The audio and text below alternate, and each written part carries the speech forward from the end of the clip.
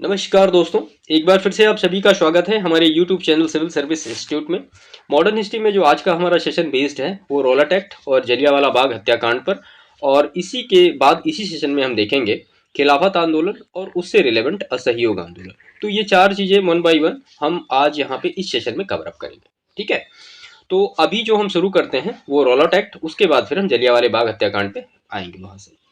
देखिए, चैनल को सब्सक्राइब करिएगा, वीडियो को लाइक करिएगा, दूसरों को भी शेयर करिएगा।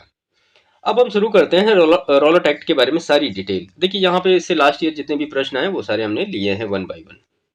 अब अगर हम रॉलेट एक्ट की बात करने से पहले थोड़ा सा अगर इसके पृष्ठभूमि की बात कर लें कि कैसे कैसे चीज़ें यहाँ तक पहुँच गई। देखिए, आपने अगर हमारे पहले के सेशन देखे हैं तो हमने उसमें जो पूरा मॉडर्न हिस्ट्री था उसको 3 पार्ट में कवर अप किया था। ठीक है, तो एक तो जो कांग्रेस की स्थापना 1885 से लेके 1905 तक का काल, जिसको हम उदारवादी काल कहते हैं, और फिर 1905 से लेके 1919 तक का काल। तो ये काल जो है आज के सेशन में हमारे लिए रिलेवेंट होगा। इसी काल में कुछ घटनाएं पर्टिकुलर हुई जिनके बारे में आपको याद भी होगा। तो इसमें जो सबसे पहली चीज 1905 में हुई वो हुई बंगाल का विभाजन। बंगाल का विभाजन कब हुआ? 1905 में हुआ, जिसमें 20 जुलाई को निर्णय लिया गया और 16 अक्टूबर को बंगाल विभाजन लागू हो गया। और इसी के बीच में 7 अगस्त 1905 को क्या हुआ? स्वदेशी आंदोलन हुआ। ये सारी चीजें बिल्कुल ऐसे ही दिमाग में याद रखिए, ये सब भूलने वाली चीजें नहीं है। इसके बाद फिर क्या हुआ? 1907 आते आते कांग्रेस का विभाजन हुआ, नरम दल गरम दल में ये सारी चीजें हुई। और फिर 1906 में आके अखिल भारतीय मुस्लिम लीग का गठन होता है, और इसी दौरान हिंदू महासभा का गठन होता है जो कि 1915 में होता है। और इसकी स्थापना किसने की थी? तो मदन मोहन मालवीय जी ने की थी, हरिद्वार में की थी।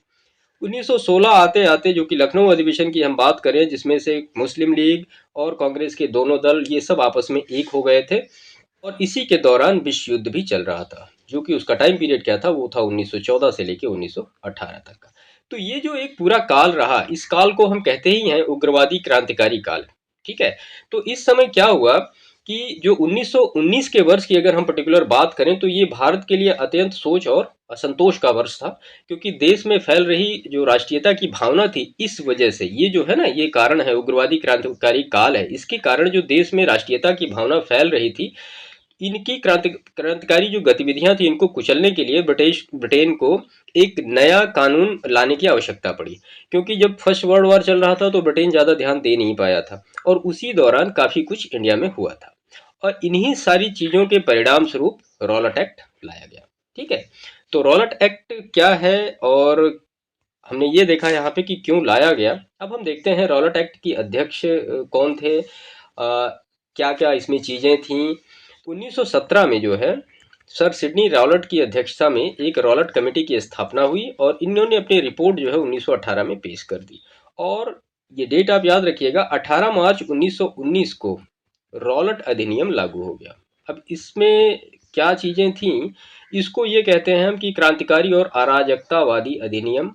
इसका और भी नाम है जिसको हम कहते हैं काला अधिनियम, या बिना वकील बिना अपील बिना दलील का अधिनियम। ठीक है, तो ये जो रॉलेट एक्ट था, इसके बारे में डिटेल हमने देखी, ये कब लागू हुआ, कब इसमें रिपोर्ट पब्लिश हुई, इसके अध्यक्ष कौन थे, और इस कमेटी की स्थापना कब हुई थी। ठीक है, तो ये सारा डिटेल रॉलेट एक्ट के बारे में था। अब इससे अगर रिलेवेंट कुछ चीज़ें और भी हम देख लें कि रॉलेट एक्ट के विरोध में भारत में कुछ प्रतिक्रियाएं हुई थी, तो इसमें गांधी जी ने सत्याग्रह आंदोलन चलाने का निर्णय लिया था। देखिए, गांधी जी जो थे, अब इनके पिछले 3 आंदोलन सफल रहे थे, उस वजह से थोड़ा ये कॉन्फिडेंट थे। लाइक एज अगर हम बात करें 1970 चंपारण, 1980 खेड़ा एंड 1980 अगेन अहमदाबाद आंदोलन, ये टोटली मतलब एक बेस्ट परफॉर्मेंस रहा इनका, और गांधी जी इससे बड़े कॉन्फिडेंट थे। इसीलिए इन्होंने रॉलेट एक्ट के विरोध में एक सत्याग्रह आंदोलन चलाने का निर्णय लिया था, और इसी के फलस्वरूप गांधी जी को पलवल में गिरफ्तार किया गया। ये डेट आप याद रखिएगा, 8 अप्रैल 1919 को गांधी जी को गिरफ्तार किया गया था। कहां से? पलवल से गिरफ्तार किया। अब अगर हम जलियांवाले बाग हत्याकांड की बात करें, यहीं से ये चीजें इसी से लिंकअप हैं।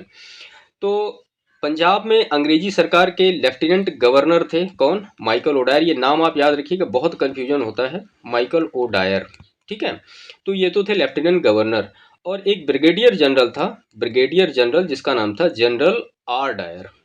ठीक है, तो जो जिसने गोली चलवाई थी जलियांवाले बाग हत्याकांड में, वो जनरल आर डायर था। एक बार यूपीपीएससी में सीधा सीधा प्रश्न पूछा गया, ये दोनों ऑप्शन दिए गए थे, बड़ा कंफ्यूजन हुआ था कि मतलब ओ डायर है, आर डायर है। तो जो ओ डायर था ये लेफ्टिनेंट गवर्नर था, और जो जनरल आर डायर था जिसकी गोली चलाने का आदेश दिया था ये यही है। उसके बाद फिर जलियांवाले बाग हत्याकांड में 13 अप्रैल 1919 को बैसाखी का दिन था, जलियांवाला बाग हत्याकांड होता है। ठीक है, तो ये सारी चीजें, या मैं ये कहूँ कि सारी जो घटनाएं हैं वो आपस में एक दूसरे से कनेक्टेड हैं, और उनको ऐसे ही आप याद रखिएगा। अब जलियांवाले बाग हत्याकांड की अगर हम बात करें तो इसमें सरकारी रिपोर्ट क्या कहती है, ये सारी चीजें आपको जाननी चाहिए। जो सरकारी रिपोर्ट ने कहा कि 379 पीपल वॉज डेड, यानी 379 लोग जो थे वो मरे थे, एंड 200 जो आदमी थे वो घायल हुए थे। अंग्रेजी जांच कमेटी बैठी और इस कमेटी का नाम था हंटर कमेटी। हंटर कमेटी, देखिए हंटर आयोग एक आपने पहले देखा होगा, हमारा जो सेशन अगर आप पहले देख रहे हैं तो वो शिक्षा से रिलेटेड था। ये हंटर कमेटी है, इसका जो अध्यक्ष था वो लॉर्ड हंटर थे। इसका नाम क्या है? लॉर्ड हंटर अध्यक्ष थे। इसमें से 8 सदस्य थे टोटल, जिसमें से 5 अंग्रेज थे और 3 जो है वो इंडियन थे। ठीक है, तो 3 इंडियन के नाम आपको जानने चाहिए कौन कौन थे। तो वो थे चमनलाल सीतलवाड़ और जगत नारायण और साहबजादा, ये थे। ठीक है, अब इसमें इन्होंने अपनी रिपोर्ट सौंपी, और रिपोर्ट में ब्रिगेडियर जनरल आर डायर ने कहा था कि आवश्यकता से अधिक सख्ती दिखाई गई, ऐसा नहीं होना चाहिए था, और यही कह के Michael O'Dwyer, general O'Dwyer को बर्खास्त किया गया था। ठीक है, बाद में फिर लंदन में उधम सिंह ने जनरल आर डायर को गोली मार दी थी, लंदन में मार दी थी। और इसी में भारतीय जो व्यक्तिगत कुछ प्रतिक्रियाएं हुई थी, उसमें क्या क्या हुआ था, इसमें आर एन टैगोर जी ने अपनी नाइटहुड की उपाधि वापस कर दी थी, गांधी जी ने अपनी जो कैसर हिंद की उपाधि वापस की जो कि उन्होंने अंग्रेजों से मिली थी, जमनालाल बजाज ने राय बहादुर की उपाधि वापस की, और पंडित मोतीलाल नेहरू ने सरकारी कोर्ट की उपाधि वापस की। और इसकी जो सामूहिक प्रतिक्रिया हुई वो हुई, कांग्रेस ने एक कमेटी का गठन किया, उस कमेटी का नाम आपको जानना चाहिए, उसका नाम है तहकीकात कमेटी। ठीक है, तो तहकीकात कमेटी की स्थापना होती है, इसके अध्यक्ष थे मदन मोहन मालवीय, और इसके सदस्य मोतीलाल नेहरू, गांधी जी और सी आर राव, ये सारे लोग थे। और इसमें ये मांग की गई थी कि जो दोषी हैं उनको कठोर कठोर दंड दिया जाए, और जो मृत लोग हैं या जो घायल लोग हैं उनको आर्थिक सहायता दी जाए। तो ये जलियांवाला बाग और रौलाट एक्ट का आपस में इंटरलिंक है, जो कि आई थिंक आपको समझ में आया होगा। ठीक है, बस इतना ही है, इससे ज़्यादा आपको इसमें नहीं पढ़ना है। इतना चीज़ें अगर आप समझ रहे हैं, सारी चीज़ों को पर्टिकुलर वन बाय वन, सारी जो घटनाएं हैं उनको आप अच्छी तरीके से माइंड में रिकॉल कर पा रहे हैं, तो फिर ठीक है, इससे ज़्यादा इसमें आपको कुछ करना नहीं है। अब हम वन बाय वन सारे जो क्वेश्चन हैं लास्ट ईयर के उनको देखते हैं। तो अभी आप पाएंगे कि आपको सारे जो आपने यहाँ पे कंसेप्चुअल एक देखा है इसका कंसेप्ट, तो आपको सारे प्रश्न वहाँ पे मिल जाएंगे। भारतीय स्वतंत्रता संग्राम के दौरान रॉलेट एक्ट ने जिस कारण से सार्वजनिक रोष उत्पन्न किया वह है, तो इसने लोगों को बिना मुकदमा चलाए जेल भेजने के लिए अधिकृत किया था। ठीक है, रॉलेट एक्ट लाने का प्रयोजन क्या था? तो राष्ट्रीय और क्रांतिकारी गतिविधियों पर रोक लगाना। हमने जैसे कि पहले ही डिस्कस किया कि क्यों आया, तो वो इसी वजह से आया। इसके बाद रॉलेट एक्ट भारत में लागू कब हुआ? तो ये लागू हुआ 1919 को। आप इसकी डेट भी पूरी याद रखिएगा कि ये कब लागू हुआ। तो ये लागू हुआ 18 मार्च 1923 को, क्योंकि प्रश्न है वो कैसे भी पूछे जा सकते हैं। रॉलेट एक्ट का लक्ष्य क्या था? तो बिना मुकदमा चलाए बंदी बनाना और मुकदमों की सुनवाई संक्षिप्त प्रक्रिया के द्वारा करना।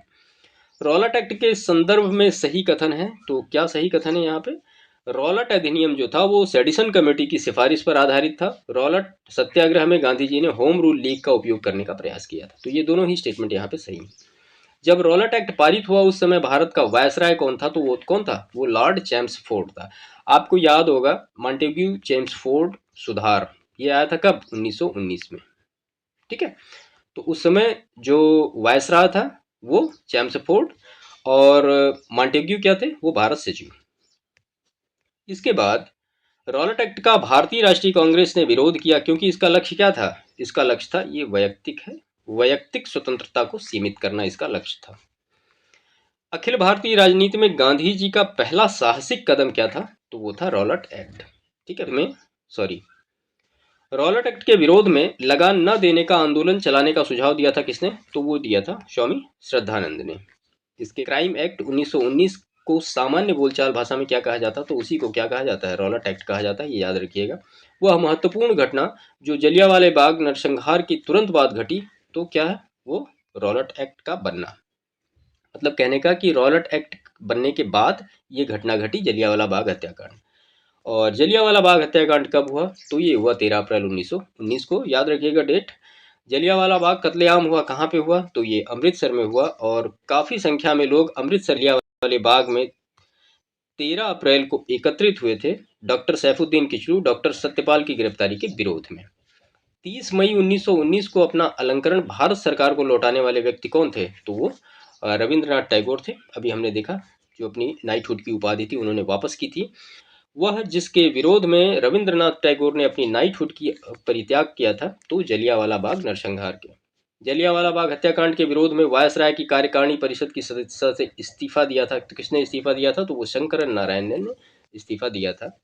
और जलियांवाला बाग नरसंहार, डॉक्टर सत्यपाल का बंदी बनाया जाना तथा वर्ष 1919 का अमृतसर कांग्रेस का अधिवेशन घटनाओं का सही क्रम क्या है? तो डॉक्टर सत्यपाल का बंदी बनाया जाना, जलियांवाला बाग नरसंहार, उसके बाद 1919 का अमृतसर का कांग्रेस का अधिवेशन। आप हमें कमेंट करके बताइएगा 1919 का जो कांग्रेस का अमृतसर का अधिवेशन हुआ था, इसमें अध्यक्ष कौन थे? पिछले के सेशन में हमने काफी अच्छी तरीके से इसको डिस्कस किया है। उसके बाद हंटर आयोग की नियुक्ति की गई। तो अभी हमने देखा जलियांवाले बाग, उसका नाम था, क्या नाम था? लॉर्ड हंटर अध्यक्ष था इसका, और हंटर आयोग या हंटर कमेटी जो भी है। जनरल डायर का नाम जुड़ा है, तो किससे नाम जुड़ा है? तो जलियांवाला बाग हत्याकांड की घटना से जुड़ा है। जनरल डायर तो खैर दोनों ही थे, अब यहाँ पे ओ डायर और और क्या नाम था? R Dyer. ठीक है, तो ये आप याद रखिएगा, ओ डायर और आर डायर। जलियांवाले बाग हत्याकांड के लिए जिम्मेदार ओ डायर को मार डाला था किसने? ऊधम सिंह ने मार डाला था। कहाँ पे? लंदन में। जलियांवाला बाग हत्याकांड नरसंहार पर कांग्रेस जांच समिति की रिपोर्ट के प्रारूप लिखने का कार्य सौंपा गया था, तो महात्मा गांधी को। और वर्ष 1919 में जघन्य जलियांवाला बाग हत्याकांड में के समय भारत का वायसराय कौन था? ये जलियांवाला बाग है, लॉर्ड चैम्सफोर्ड। और वह घटना जिसे मॉन्टेग्यू यहाँ पे लिखा है ने निवारक हत्या के नाम से विशेषीकृत किया था, तो वो जलियांवाला बाग हत्याकांड। वह एक्ट जिसके कारण सार्वजनिक रोष की लहर उभरी, फलस्वरूप जलियांवाले बाग में ब्रिटिश द्वारा जनसंहार की घटना घटी, तो द रॉलेट एक्ट। और ये इतना था रॉलेट एक्ट के बारे में। ठीक है, तो ये सारे जो प्रश्न थे ये रॉलेट एक्ट के बारे में थे, और जो हमने आपको एक्सप्लेनेशन सबसे पहले किया वो सारी चीज़ें आप याद रखिएगा। तो अगर आप इतना सारा चीज़ इसमें कवर कर लेंगे तो आपके जितने भी एमसीक्यू आएंगे वो अधिकतर हो जाएंगे, इसमें से छूटने वाली चीज़ें कोई नहीं है। ठीक है, क्योंकि ये जो पूरे हैं ये लास्ट ईयर के प्रश्न हैं, और जो हमने पहले एक्सप्लेनेशन किया जो कॉन्सेप्ट का एक, तो वो उससे आप सारी चीज़ें कवर अप कर सकते हैं। ठीक है, तो ये हो गया रॉलेट एक्ट और जलियांवाला बाग हत्याकांड। और इसके बाद हम शुरू करते हैं असहयोग आंदोलन या खिलाफत आंदोलन। ठीक है, तो इसके बाद हम शुरू करते हैं खिलाफत आंदोलन के बारे में सारी 1919 में। ठीक है, 1919 में ये हुआ था। 13 अप्रैल 1919 को जलियांवाला बाग हत्याकांड हुआ था, और 23 नवंबर 1919 को खिलाफत आंदोलन का प्रथम सम्मेलन होने वाला था दिल्ली में। ठीक है, अब खिलाफत आंदोलन क्यों हुआ, इसकी पृष्ठभूमि क्या है, इसके कारण क्या है, वो सारी चीजें हम यहाँ पे देखते हैं।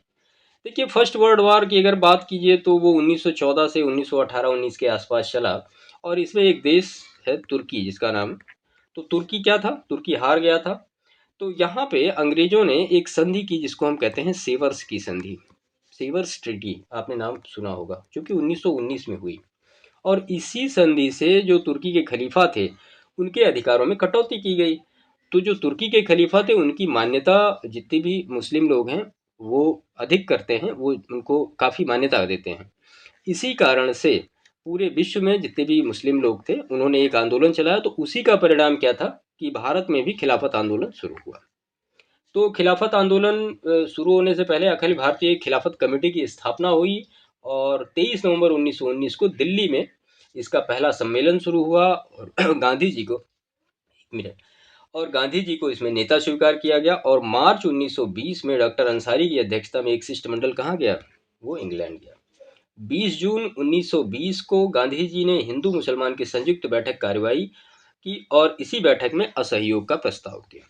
तो एक बार प्रश्न पूछा गया था कि असहयोग आंदोलन का प्रस्ताव पहली बार कब पारित किया गया? तो वो कब पारित किया गया? वो पारित किया गया 20 जून 1920। ठीक है, तो ये डेट आप याद रखिएगा। तो पहली बार असहयोग का अगर प्रस्ताव दिया गया तो 20 जून 1920 को दिया गया था, गांधी जी ने दिया था। और 31 अगस्त 1920, ये आप डेट याद रखिएगा, 31 अगस्त 1920 क्या है? वो खिलाफत दिवस के रूप में मनाया जाता है। ठीक है, और कांग्रेस का अधिवेशन और कांग्रेस का असहयोग आंदोलन के मुद्दे पर विशेष अधिवेशन बुलाया गया था। तो ये जो अधिवेशन हुआ था ये हुआ था कलकत्ता में, और इसके अध्यक्ष बने थे लाला लाजपत राय, जो कि हुआ था सितंबर 1920 में। ये एक विशेष अधिवेशन था। इसका विरोध चितरंजन दास ने किया था, और जिन्ना का कांग्रेस का मतलब जिन्ना का कांग्रेस से इस्तीफा इसी समय हुआ था। ठीक है। इसके बाद अगर इसकी चीज़ों को हम देखें तो नागपुर कांग्रेस का सामान्य अधिवेशन हुआ। अध्यक्ष इसके बने वी राघवाचारी, दिसंबर 1920 में हुआ, और इसी अधिवेशन में असहयोग आंदोलन चलाने की पूर्ण सहमति प्राप्त हुई। ठीक है। तो अगर ये पूछा जाएगा कि असहयोग आंदोलन का अगर प्रस्ताव कब पारित किया गया, तो वो किया गया 20 जून 1920 को। और असहयोग आंदोलन चलाने की पूर्ण सहमति किस अधिवेशन में हुई कांग्रेस की, तो वो नागपुर अधिवेशन में हुई, और नागपुर अधिवेशन हुआ था 1920 में। इसके अध्यक्ष थे वी राघवाचारी। ठीक है। और इसी में असहयोग में ही स्वशासन की स्वराज की लक्ष्य निर्धारित किया। तो ये सारी चीज़ें कुछ डिटेल थी खिलाफत और असहयोग के बारे में। तो इसके बाद हम इसके 1 बाय 1 एमसीक्यू को लेते हैं। खिलाफत आंदोलन का प्रारंभ किया था किसने, तो शौकत अली और मोहम्मद अली ने किया था। और खिलाफत आंदोलन के प्रमुख नेताओं में से कौन थे, तो मौलाना मोहम्मद अली और शौकत अली। और खिलाफत आंदोलन के मुख्य उद्देश्य थे क्या, तो भारत के मुसलमानों में ब्रिटिश भावना उत्पन्न करना, और ऑटोमन साम्राज्य की रक्षा और खिलाफत का रक्षण करना। वर्ष 1919 में अखिल भारतीय सम्मेलन का अध्यक्ष चुना गया किसको, तो वो महात्मा गांधी को अध्यक्ष चुना गया था, ये याद रखिएगा। और खिलाफत आंदोलन के दौरान हाजी कुल मुल्क की पदवी त्याग दी थी किसने, तो हकीम अजमल खान ने ये त्याग दी थी। इसके बाद इसमें नेक्स्ट है, महात्मा गांधी ने खिलाफत आंदोलन का समर्थन किया। गांधी जी ने अंग्रेजों के खिलाफ अपने आंदोलन में भारतीय मुसलमानों का सहयोग प्राप्त करना चाहा था, इसी वजह से खिलाफत का समर्थन किया था गांधी जी ने। ठीक है। इसके बाद वह जिसने खिलाफत आंदोलन को हिंदुओं और मुसलमानों की एक ऐसे अवसर के रूप में देखा जो 100 वर्षों में पुनः प्रस्तुत नहीं होगा, तो ये महात्मा गांधी जी ने देखा था कि हिंदू मुस्लिम का एकीकरण हो सकता है इस आंदोलन का यूज करके। इसके बाद वह जिसने गांधी जी को सावधान किया था कि मुस्लिम धार्मिक नेताओं और उनके अनुयायियों के कट्टरपन को प्रोत्साहित ना करें, तो ये किसने कहा था, तो ये कहा था मोहम्मद अली ने कहा था कि ये जो है मुस्लिम धार्मिक नेताओं और उनके अनुयायियों के कट्टरपन को प्रोत्साहित न करें। इसके बाद खिलाफत आंदोलन का परिणाम क्या था, तो हिंदू मुस्लिम मतभेद में कमी आई थी, ये परिणाम था खिलाफत आंदोलन का। ठीक है। इसके बाद वह व्यक्ति जिसने 4 अप्रैल 1919 को दिल्ली की जामा मस्जिद के प्रवचन मंच से हिंदू मुस्लिम एकता पर भाषण दिया था, तो किसने दिया था, तो वो स्वामी श्रद्धानंद ने दिया था। ये कांग्रेस ने खिलाफत आंदोलन का समर्थन किया था मुख्यतः किसके लिए, तो खलीफा की पुनर्स्थापना के लिए, मुसलमानों की सहानुभूति प्राप्त करने के लिए ऐसा किया था। इसके बाद जवाहरलाल नेहरू, मदन मोहन मालवीय, मोहम्मद अली तथा स्वामी श्रद्धानंद में से खिलाफत आंदोलन का समर्थन नहीं किया था। किसने नहीं किया था, तो वो मदन। वर्ष 1920 की खिलाफत कमेटी की सभा जिसने गांधी को असहयोग आंदोलन के नेतृत्व को संभालने का अनुरोध किया था वह हुई थी, तो वो इलाहाबाद में हुई थी। और इसके बाद इस मिसाल में हम मुसलमानों को हिंदुओं से भिड़ा नहीं पाए, एचिंसन के इस कथन का संबंध जिस घटना से है वह क्या है, तो वो खिलाफत और असहयोग आंदोलन 1919 से 22 के बीच में है। ठीक है। और वर्ष 1921 में मोपला आंदोलन की शाखा थी, तो खिलाफत आंदोलन की मोपला शाखा थी। मोपला आंदोलन जो हुआ था वो खिलाफत की ही शाखा थी। ठीक है। इसके बाद फिर असहयोग आंदोलन से पर्टिकुलर रिलेटेड कुछ प्रश्न हैं जिसको हम देख लेते हैं। वर्ष 1920 के नागपुर के भारतीय राष्ट्रीय कांग्रेस के अधिवेशन में असहयोग प्रस्ताव को प्रस्तावित किया था किसने, तो वो CR दास ने प्रस्तावित किया था। भारतीय राष्ट्रीय कांग्रेस ने पहला असहयोग शुरू किया था कब, तो वो किया था 1920 में। महात्मा गांधी द्वारा चलाया गया प्रथम जन आंदोलन था, तो वो क्या था, तो वो असहयोग आंदोलन था। एक चीज और मैं यहाँ पे आपको बता दूं, पीछे डिस्कस करना चाहिए था लेकिन नहीं हो पाया। देखिए हमने डिस्कस किया 1917 में गांधी जी ने किया चंपारण। तो चंपारण क्या था, ये था प्रथम सविनय अवज्ञा। ठीक है। ये एक बार प्रश्न पूछा गया है एग्जामिनेशन में, प्रथम सविनय अवज्ञा कौन था, तो वो चंपारण था। ठीक है। उसके बाद फिर 1918 की अगर हम बात करें जिसमें अहमदाबाद मिल हड़ताल, तो वो था प्रथम भूख हड़ताल। ये आप नोट कर लीजिएगा कहीं, ये क्या था, प्रथम भूख हड़ताल था। उसके बाद अगर 1918 में अगेन हम बात करें खेड़ा की, खेड़ा सत्याग्रह, तो ये क्या था, ये था प्रथम असहयोग। ठीक है। प्रथम असहयोग। और अगर प्रथम हम जन आंदोलन की बात करें तो वो था असहयोग आंदोलन। कहीं कहीं पे ये भी लिखा रहता है कि जो प्रथम जन आंदोलन था वो रॉलेट एक्ट के विरुद्ध सत्याग्रह भी था। लेकिन अब खैर हमें यहाँ पे प्रश्न ही मिला है। आपको ऐसा स्पेक्ट्रम में देखने को मिलेगा कि रॉलेट एक्ट के विरुद्ध जो सत्याग्रह सत्याग्रह था वो प्रथम जन आंदोलन था। लेकिन महात्मा गांधी द्वारा चलाया गया प्रथम जन आंदोलन क्या है, तो वो असहयोग आंदोलन है। आप इसको सही मानेंगे। एक वर्ष में स्वराज का नारा गांधी जी ने दिया था। तो किस आंदोलन के दौरान, तो असहयोग आंदोलन के समय ये दिया था कि एक वर्ष में हमें स्वराज की प्राप्ति हो जाएगी। असहयोग आंदोलन के संबंध में सही है क्या, इस आंदोलन की अवधि वर्ष 1920 से 1922 तक थी। एक ही वर्ष के भीतर स्वराज की प्राप्ति इसका लक्ष्य था। इसमें बहिष्कार की योजना थी। इसके बाद असहयोग आंदोलन से कांग्रेस सर्वप्रथम जन आंदोलन बनी। हिंदू मुस्लिम एकता में वृद्धि हुई। जनता के मन में ब्रिटिश शक्ति का भय हट गया। तो ये इसका एक फायदा हुआ। इसके बाद ब्रिटिश सरकार महात्मा गांधी को जो उपाधि दी थी वह, जिसे उन्होंने असहयोग आंदोलन में वापस कर दिया था, तो वो क्या था, वो कैसरे हिंद था। ठीक है। इसके बाद महात्मा गांधी, मदन मोहन मालवीय, तेज बहादुर सप्रू तथा चितरंजन दास में से असहयोग आंदोलन के दौरान अपनी वकालत छोड़ दी थी। किसने, तो वो CR दास ने छोड़ दी थी। इसके बाद बाल गंगाधर तिलक, लाला लाजपत राय, मोतीलाल नेहरू तथा चितरंजन दास में से वह नेता जिसने असहयोग आंदोलन को समर्थन दिया परंतु इसके परिणाम नहीं देख सकते, तो वो BG तिलक नहीं देख सके। 1920 में इनकी मृत्यु हो गई थी। राहुल संस्कृत्यायन, ये गलत टाइप हुआ है। हाँ, एक चीज़ मैं यहाँ पे आपको और बता दूं। देखिए हिंदी में हिंदी के पेपर में आरो में ही ये जो शब्द लिखा गया ना, संस्कृतायन, तो इसको सही से पूछा गया था कि इसकी वर्तनी शुद्धि आई थी। तो हम यहाँ पे सही लिख देते हैं, आप इसको देख लीजिए। ये ऐसा रहेगा, संस्कृत यायन। ठीक है, तो ये जो है ये शुद्ध वर्तनी है। तो राहुल संस्कृत्यायन 1920 के असहयोग आंदोलन में सक्रिय थे। तो छपरा में। चौरी चौरा कांड की वास्तविक तिथि कितनी है, तो वो 5 फरवरी 1922 है। असहयोग आंदोलन बेसिकली इसी चौरा चौरा कांड की वजह से ही स्थगित हुआ था, अदरवाइज स्थगित नहीं होता वो। ठीक है, ये हुआ था 5 फरवरी 1922 को। और 12 फरवरी 1922 को बारदोली में घोषणा की थी गांधी जी ने असहयोग आंदोलन की समाप्ति की, 12 फरवरी 1922 को। तो ये सारी डेट्स थोड़ा सा आप याद रखिएगा। चौरी चौरा स्थित है कहाँ पे, तो वो गोरखपुर में स्थित है। गांधी जी ने असहयोग आंदोलन वापस लिया था, किसके कारण, तो वो चौरी चौरा कांड के कारण वापस लिया था। और महात्मा गांधी ने असहयोग आंदोलन को अपनी हिमालय जैसी भूल बताई थी। तो चौरी चौरा घटना के बाद ये उन्होंने, चौरी चौरा घटना के समय महात्मा गांधी थे कहाँ पे, तो वो बारदोली में थे उस समय महात्मा गांधी।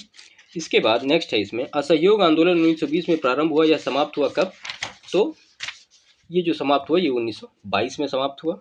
और इसके बाद दिल्ली में 24 फरवरी 1922 को आयोजित अखिल भारतीय कांग्रेस समिति की बैठक में असहयोग आंदोलन वापस लेने के लिए गांधी जी के विरुद्ध निंदा प्रस्ताव प्रस्तुत किया था। तो किसने किया था, तो वो डॉक्टर मुंजे ने किया था।